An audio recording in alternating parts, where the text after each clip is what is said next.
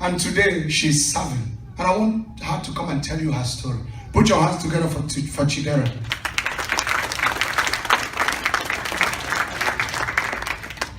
Good morning, church. Do you guys mind if I take off my shoes? I feel like I'm gonna tip over somehow. I'm not used to standing on these wonderful platforms.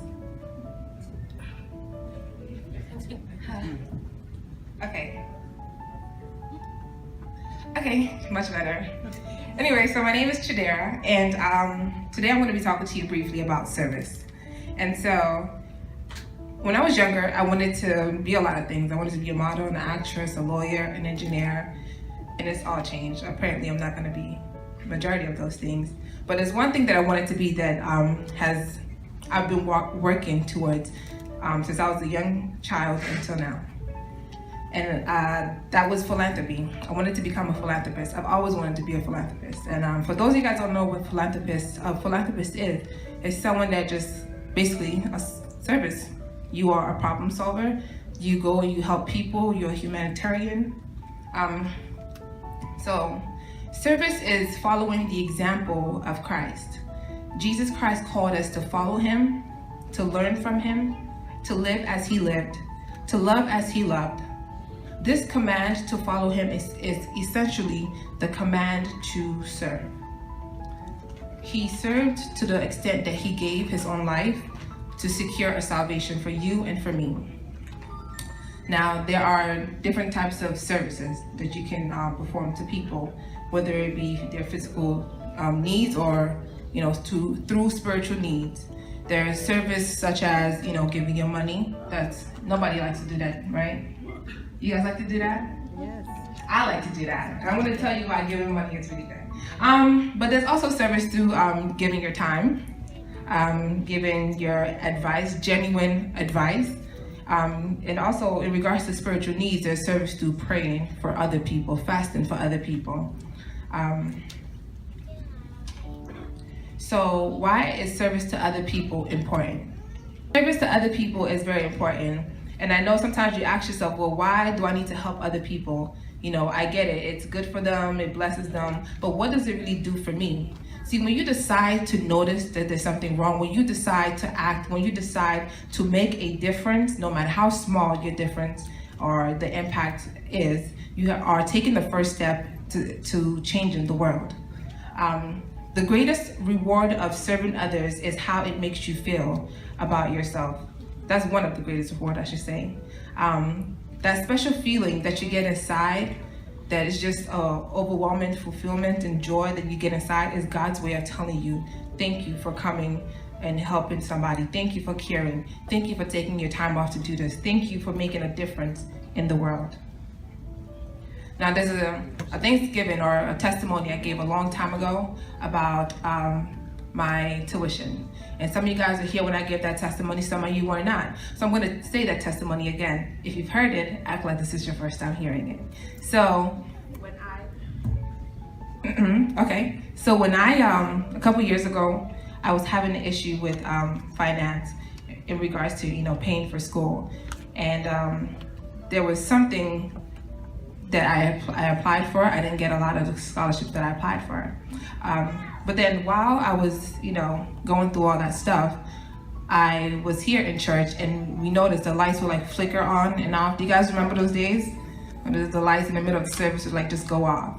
And so I realized that I had a friend of mine who was an electrician, and I asked him to, come visit the church, take a look at the church and see what he could do to permanently solve that problem. Now, when I was thinking about this, I was not thinking about what I'm going to get out of it. A lot of times when we talk about service, everybody wants to do it so they can get a reward. See, I didn't care about the reward. I just wanted to fix something that needed to be fixed, period. And so I know my mom was very upset with me at the time, and Pastor Chris was kind of upset too. And everybody was upset because I gave everything that I had in my bank account to make sure that the lights are fixed. And apparently, Pastor was like, no, he ripped you off. He shouldn't have charged you that much. You're just a child. He likes to call me a child, but I'm not. You're still just a child, this, that, and the third. And I told Pastor, I was like, you know, and I cried to him. I think that's his first time ever seeing me cry.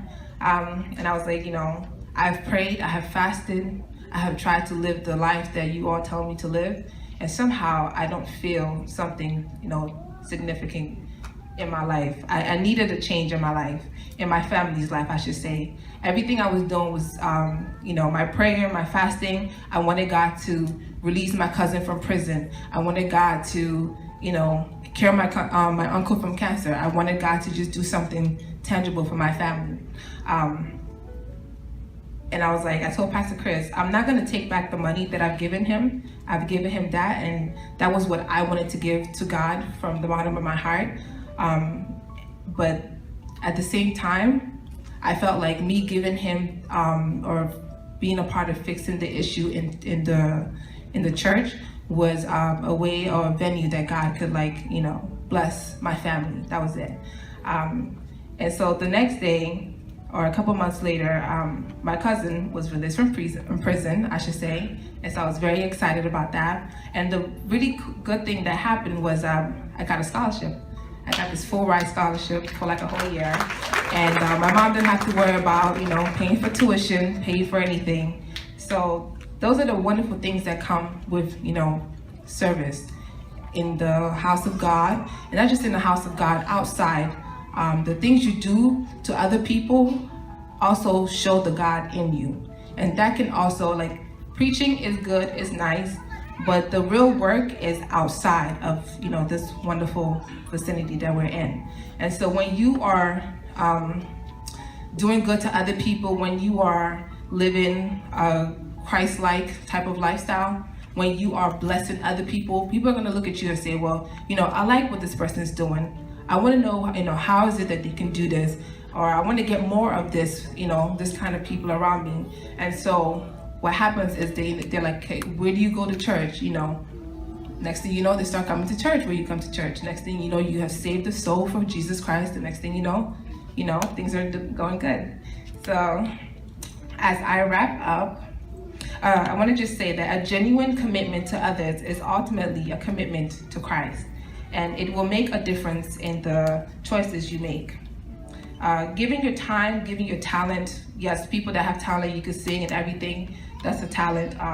Giving your money, God will reward you with a sense of fulfillment that only comes through serving others.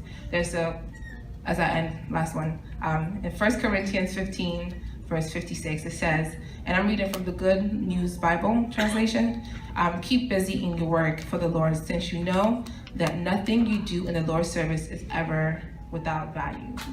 So I hope that encourages you all to continue doing good. Hallelujah!